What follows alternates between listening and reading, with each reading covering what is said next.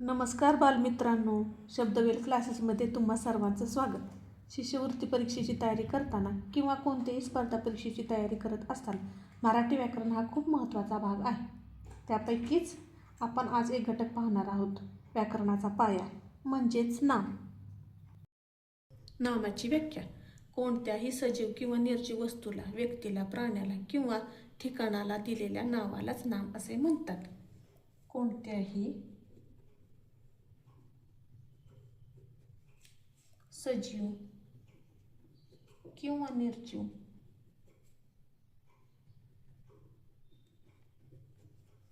वस्तूला, व्यक्तीला किंवा ठिकाणाला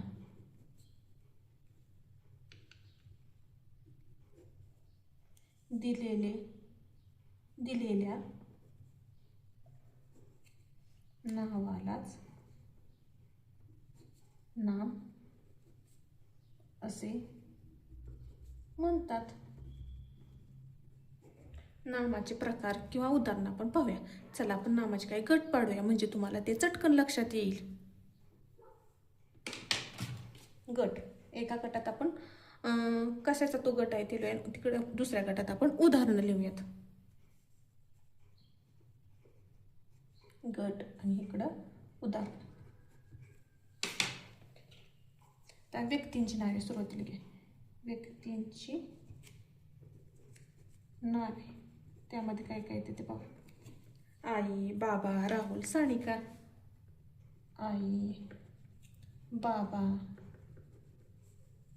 राहुल, सानिका. म्हणजे कोणत्याही व्यक्तींची, मुलांची, मुलींची नावं ह्या गटात येत असतात. त्याचप्रमाणे दुसरा गट कशाचा? प्राणी पक्ष्यांचा. प्राणी किंवा पक्ष्यांची नावे.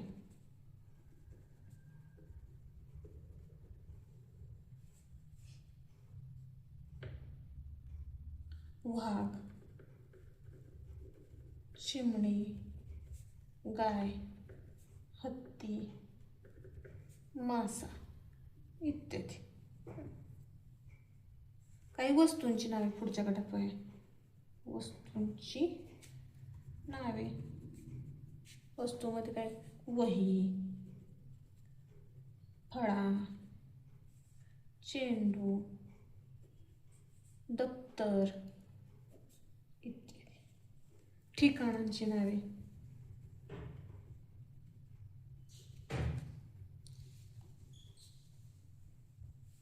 शाळा,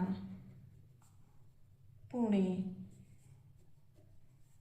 गाव, बाग, घर इत्यादी. काल्पनिक किंवा भावनिक नावं सुद्धा नामातच येत असतात. काल्पनिक किंवा भावनिक नावे म्हणजे परी, राक्षस, देव इत्यादी. चला आपण आता याच्यावर काही उदाहरणं पाहूयात. एक. सिंह जंगलाचा राजा आहे. सिंह जंगलाचा राजा आहे. या उदाहरणातील नामे आपण ओळखूयात. यामध्ये काय काय? सिंह, जंगल आणि राजा ही तीन काय आहेत? नाव आहेत. सिंह, जंगल, राजा. तीन नामे आली आहेत. किती आले? तीन नामे आहेत. कधी कधी वाक्यात खूप नावं असतात, कधी कधी एकच असतं. दुसरं उदाहरण पाहूया. मी दररोज शाळेत जातो. मी दररोज शाळेत जातो. या उदाहरणात शाळा हे नाम आहे. यामध्ये एकच नाम आले आणि मी हे काय? सर्वनाम आहे. जातो हे काय? क्रिया आहे.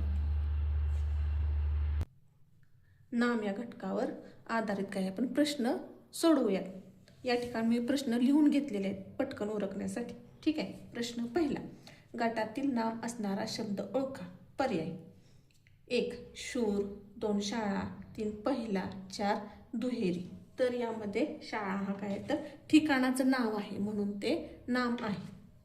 शाळा हे काय गटातील नाम असणारा शब्द आहे, शाळा. उदाहरण दुसरे, त्या, मला, कोण आणि पुस्तक.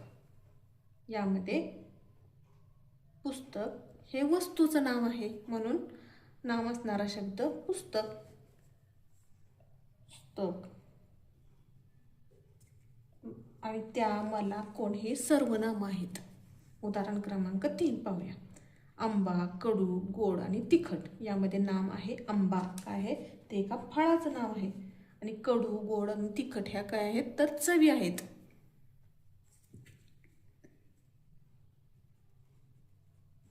उदाहरण चौथं, पळणे, रडणे, हसणे आणि सीता. तर या उदाहरणात सीता हे काय एका मुलीचं नाव आहे. पळणे, रडणे आणि हसणे हे काय आहेत तर क्रियादर्शक शब्द आहेत, क्रिया आहेत त्या. सीता हे नाम आहे. उदाहरण 5, सरिता, हा, त्याने आणि तो. या उदाहरणात सरिता हे मुलीचं नाव आहे. हा, त्याने, तो हे काय तर सर्वनाम आहेत. प्रश्न क्रमांक 2 पाहूया. खालील वाक्यातील नाम ओळखा. उदाहरण पहिले, मासा हा जलचर प्राणी आहे. तर या उदाहरणात मासा हे काय तर नाम आहे, मासा. उदाहरण क्रमांक 2, राधा खूप हुशार आहे. इथं राधा ही काय मुलीचं नाव आहे, मुलगी म्हणजे नाम, राधा. उदाहरण क्रमांक 3, समर्थ रोज अभ्यास करतो. यामध्ये समर्थ हा काय आहे मुलगा आहे. मुलगा हे देखील नामच असतं. समर्थ हे नाव आहे त्याचं. उदाहरण क्रमांक 4, हिमालय उंच पर्वत आहे. या उदाहरणात हिमालय आणि पर्वत ही 2 नाम आहेत. कारण हिमालय हे एका पर्वताचं नाव आहे, पर्वत हे सामान्य नाम आहे. विद्यार्थी मित्रांनो, आज आपण नाम म्हणजे काय हे शिकलो. अशाच सोप्या पद्धतीने मराठी व्याकरण आणि शिष्यवृत्तीचा अभ्यास करण्यासाठी शब्दवेल क्लासेसला सबस्क्राईब करा. पुन्हा भेटूया पुढच्या भागात एका नवीन विषयासह. तोपर्यंत अभ्यास करत राहा. धन्यवाद.